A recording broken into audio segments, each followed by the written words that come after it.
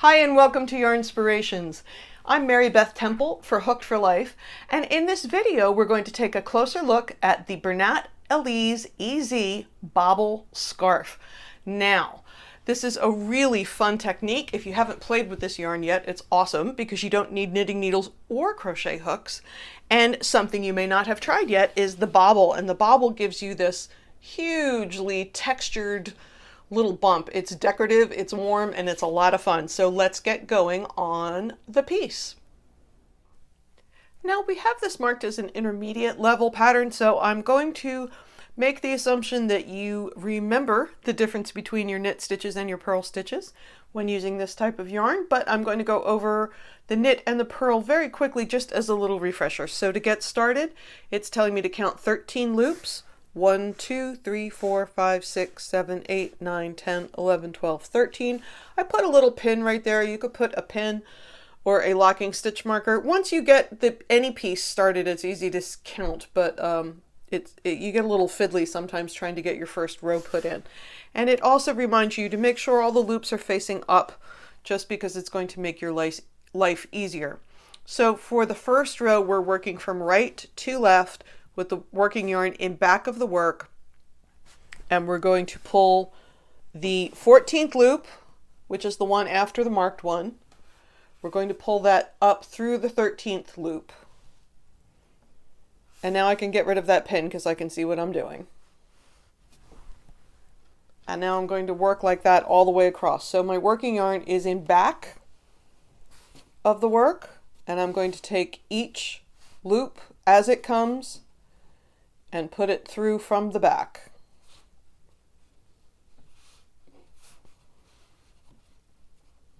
And this is the knit stitch. There's my next loop, putting it through the next one. Next loop on the working yarn, and you just untwist it as you go. You don't have to go bananas. Through the one in front. Next loop on the working yarn. I'm going to do that all the way across. So this is the knit stitch. So you will follow along in the instructions, and you will actually do 6 rows before you do the bobble. But I'm just going to make 2, and then we're going to take a look at the bobbles.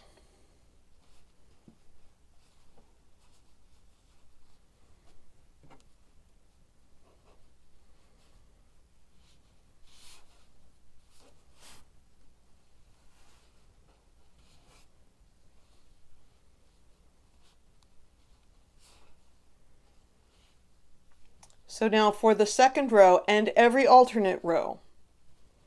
So we have not written out the row every time. The second row is going to be the same every alternate row.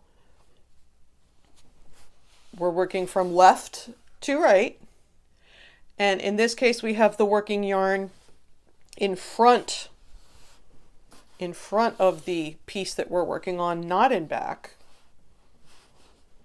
And we're going to pull the next loop from the working yarn. Let me make sure I have the exact right one. So that's this guy. Back through the last stitch worked on the previous row to create a purl stitch. So this is a purl row that I'm working on now. So again, from the knit rows that we've already done, we are working, bringing the yarn from the back to the front. For the purl rows, which I'm doing now, we're bringing the yarn from the front to the back. There are twisted stitches that we use with this type of yarn, but we're not using them here. So be careful not to twist your stitches, because that only looks nice when you're doing it on purpose. So here's my next one. I'm making sure it's not twisted.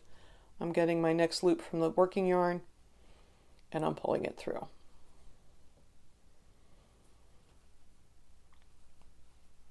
So again, that is just a gentle reminder on how to do the purl stitches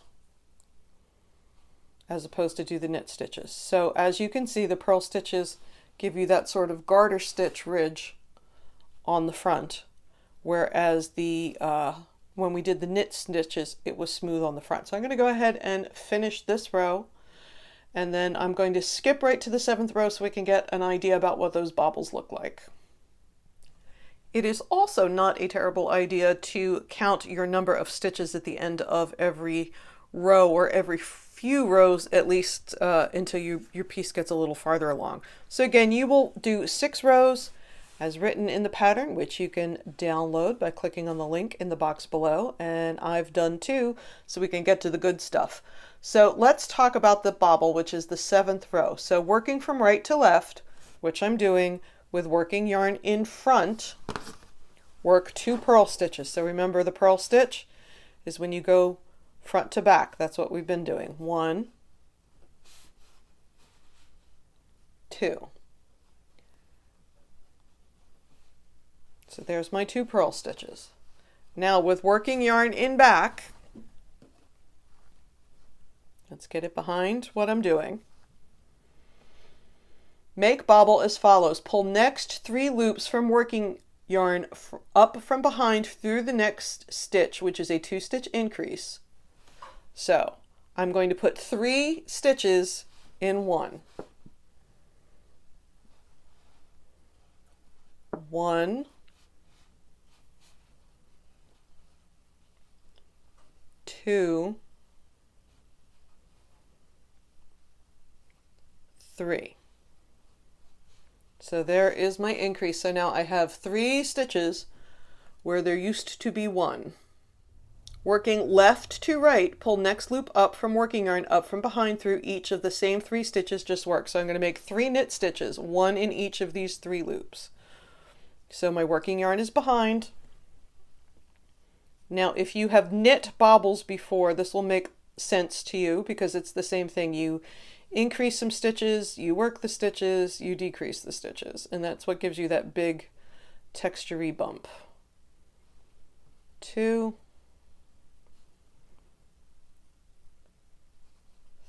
3. So I've done another row, but I have my 3 stitches. Let's see, this guy doesn't want to pull all the way. There we go. 1, 2, 3. Now working from right to left, pull next loop from working yarn up from behind through each of those same 3 stitches just work. So there's 1,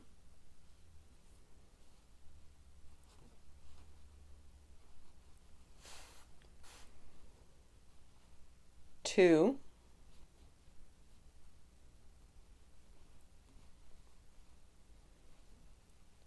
3.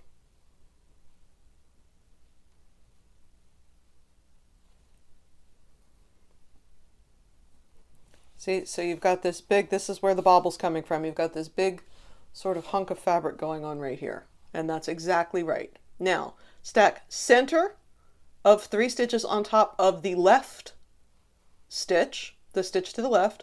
Pull the rightmost of these 3 stitches up from behind through the 2 stacked stitches. So let's go slow and go again. Center stitch on top of the left stitch. Right stitch comes back and up through. And now we're back to 1 stitch. We decreased the 2, and now the bobble is complete. Bring working yarn to the front. Work 1 purl stitch, and then we're going to repeat from the asterisk. So we did our 2 purl stitches. We did our increase. We went from 1 to 3. We went back and forth on those 3 stitches.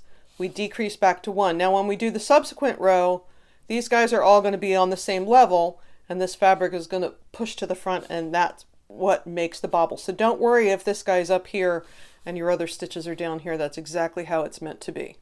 So we've done 1 bobble, and then we're going to the next stitch.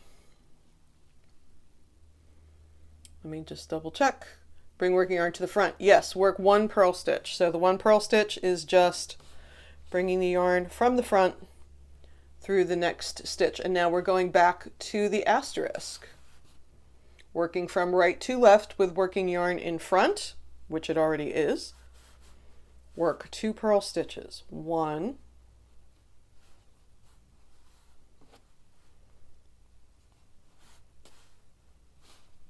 2. Bring working yarn 2 back. Make bobble as follows. pull next 3 loops from the working yarn up from behind through the next stitch. 1,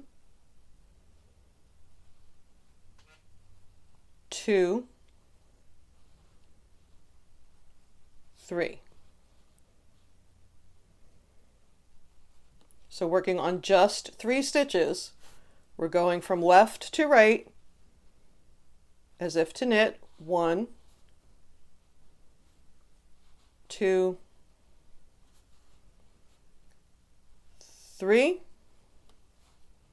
and then we're going right to left as if to knit. 1,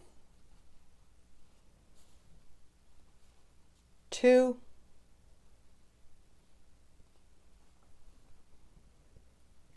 3.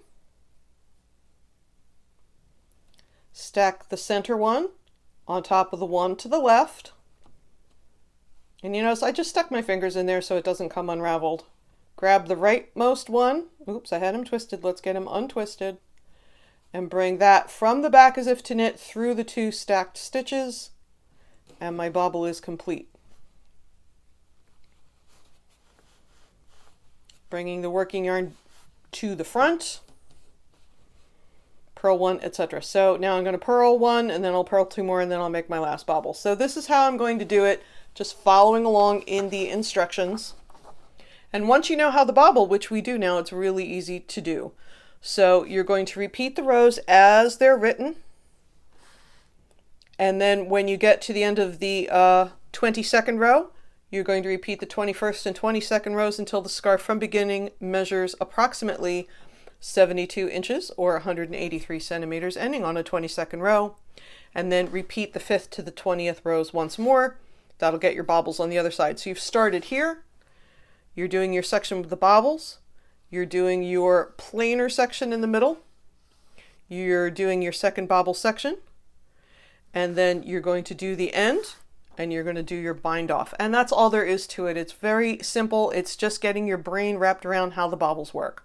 So thank you so much for joining us here for the Bernat Alize Easy Bobble Scarf. I'm Mary Beth Temple from Hooked for Life. Please subscribe to the channel for more content weekly on knitting, crocheting, and other yarny stuff, including more projects with Alize EZ.